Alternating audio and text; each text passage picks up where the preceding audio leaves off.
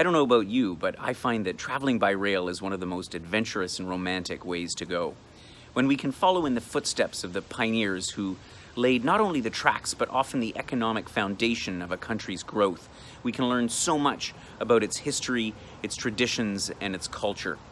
The Trans-Siberian is perhaps the foremost among such rail journeys, spanning the entire Eurasian continent at over 8,000 kilometers and crossing 7 time zones. It is near the top of any rail buffs, and not just rail buffs, any true explorer's list of destinations. We have a number of special things that are included in this program, but I can tell you one thing: this is not the train where you simply buy a ticket and hope for the best. This is a truly luxury journey where all of our meals, excursions are included, and we even stay in some nights in hotels along the way just to take a break from the train. I'm going to tell you a little bit more and show you some great pictures of what we can expect to see along the way. Our Trans-Siberian program will take place in September of 2020 and will follow an eastbound route from Moscow to Beijing. Although there will be a pre-tour available, which I'll describe in a moment, the main program will begin as we fly from Canada to Moscow.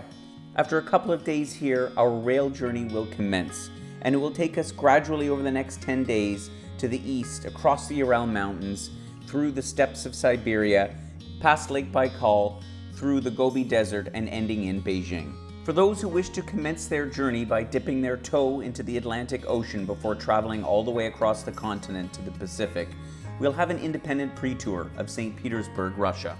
Our Wheel and Anchor group will assemble in Moscow, where we will spend 2 unforgettable days visiting such sites as the Moscow Kremlin, located immediately adjacent to Red Square, which houses the unmistakable St. Basil's Cathedral with its colorful and ornately designed onion-shaped domes.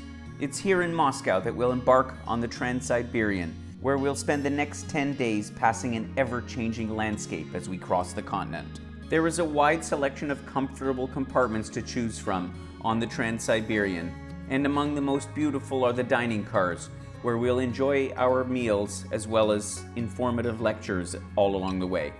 We'll pass Kazan with its own imposing Kremlin, which sits at the crossroads of Tatar and Russian culture. We'll cross over the Ural Mountains, which separate Europe from Asia. In Yekaterinburg, we'll explore the place where the Romanovs, the last Tsars of Russia, came to their untimely demise. We'll call in at Novosibirsk, the largest city in Siberia. And while on our way through the vast forests of eastern Russia, we'll enjoy a tasting of this nation's favorite drink. We'll have a stop to visit the quaint wooden houses of Irkutsk before proceeding along the most picturesque segment of the journey, along the shores of Lake Baikal. Our route takes us not on the regular Trans-Siberian rail route, but rather directly along the shore of the lake, the oldest and deepest lake in the world, which contains more fresh water than any other single body of water.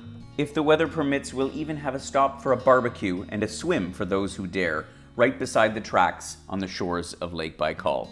We continue south into the hills of Mongolia, and one evening we'll have the opportunity to overnight in a traditional Mongolian yurt. As we continue to head south, we cross the vast Gobi Desert and change trains on the border between Mongolia and China. Shortly after, our Wheel and Anchor program will deviate from the rest of the train, and we'll disembark at Datong, where we can take in the UNESCO-designated Yungan Grottos, as well as the Hanging Temple of Hangshan. These 2 amazing sites are typically missed by visitors to China, but enabled through our specially designed program. The last segment of our journey we make by coach, stopping at the Great Wall of China, arguably one of the greatest construction feats ever accomplished by mankind. We spend the last 3 nights in Beijing, a city known for its grand buildings like the Forbidden City, the seat of Chinese government for nearly 500 years.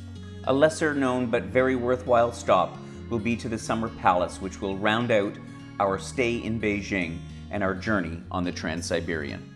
If any of those photos captured your imagination and your inspiration as much as they did mine the first time I saw them, then I highly recommend you click on the button, send me more information. As soon as we've finished compiling the details for this program, I'll send you a package of information which includes the dates, the detailed day-by-day itinerary, as well as the pricing and inclusions. We're going to be running this program in September of 2020, and past experience has shown that this program does sell out relatively quickly. So by clicking on that button, we'll know that you're interested, and we'll make sure that you're among the first to find out. In the meantime, as always, happy travels.